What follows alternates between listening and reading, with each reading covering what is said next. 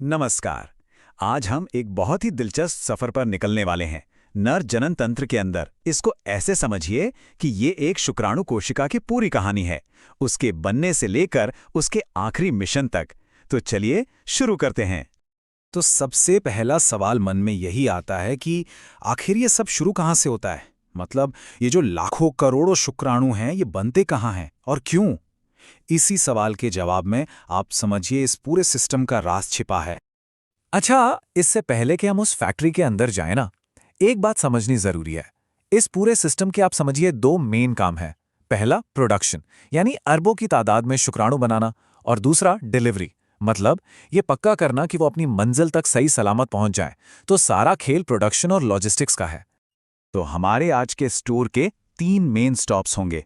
सबसे पहले हम चलेंगे उस फैक्ट्री में जहां शुक्राणु बनते हैं, यानी वृषण।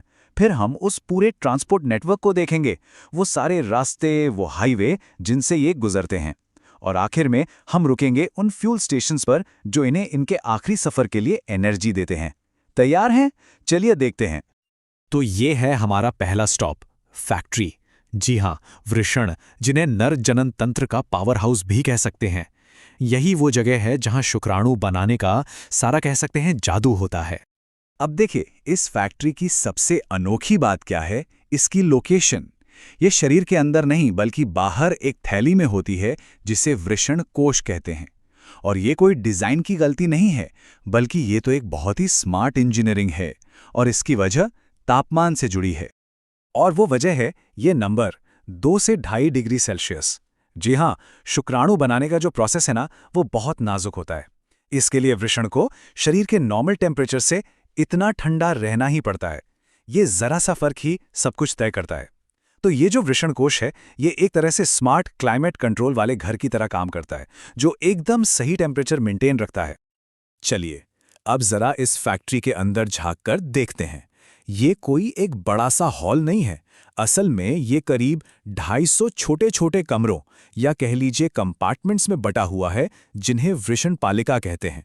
इनको आप फैक्ट्री के अंदर की अलग अलग वर्कशॉप्स मान सकते हैं, जहां असली काम होता है। अब हर वर्कशॉप के अंदर 2 तरह के वर्कर्स होते हैं। पहले हैं नर जर्म कोशिकाएं। ये हैं असली प्रोड्यूसर्स जो शुक्राणु बनाते हैं। और फिर हैं सर्टोली कोशिकाएं। ये हैं सपोर्ट टीम। इनका काम है जर्म कोशिकाओं को पोषण देना, उनकी देखभाल करना और ये पक्का करना कि प्रोडक्शन लाइन एकदम स्मूथ चलती रहे। लेकिन रुकिए, एक और जरूरी किरदार भी है यहाँ। इन वर्कशॉप्स के बीच की जो जगह है ना, वहां छिपी होती हैं लेडिक कोशिकाएं। इन्हें आप फैक्ट्री का मैनेजर कह सकते हैं। यही वो सेल्स हैं जो नर हार्मोन यानी एंड्रोजन बनाते हैं, जो इस पूरे ऑपरेशन के लिए आप समझिए ऑर्डर जारी करते हैं।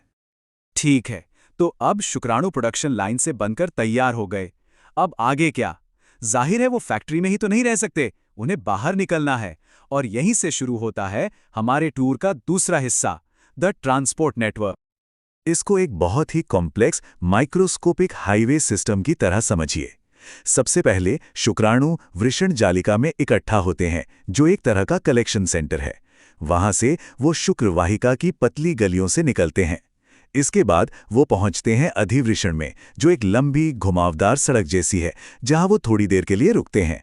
और आखिर में वो अपनी आगे की यात्रा शुक्रवाहक यानी मेन हाईवे पर शुरू करते हैं।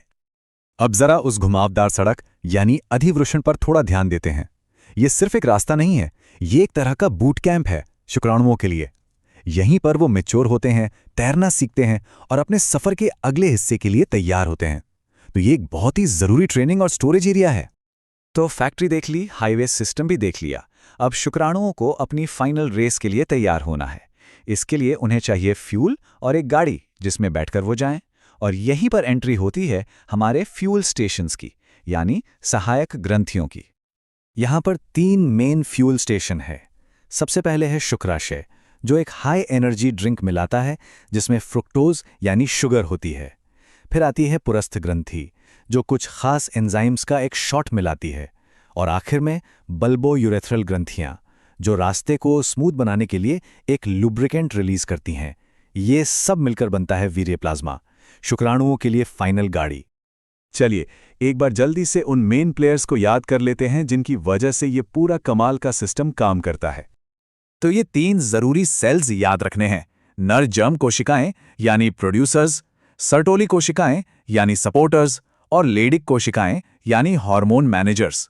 प्रोड्यूसर, सपोर्टर और मैनेजर ये तीनों मिलकर ही पूरा शो चलाते हैं। और ये जो हार्मोन मैनेजर्स हैं यानी लेडिक कोशिकाएं, ये कौन से ऑर्डर जारी करती हैं? ये बनाती हैं एंड्रोजन नाम का हार्मोन। ये बहुत पावरफुल केमिकल मैसेंजर हैं जो ना सिर्फ शुक्राणु प्रोडक्शन को कंट्रोल करते हैं बल्कि कई और पुरुष विशेषताओं के लिए भी जिम्मेदार होते हैं। और इसी के साथ हम घूम फिरकर वहीं आ जाते हैं जहां से हमने शुरुआत की थी। अब जब हम ये सब जान गए हैं तो ये आखिरी सवाल सोचने वाला है, शरीर का नॉर्मल टेम्परेचर शुक्राणु बनाने के लिए इतना खराब क्यों है? इसका जवाब हमें प्रकृति के एक बहुत ही सरल लेकिन शानदार डिजाइन के बारे में बताता है।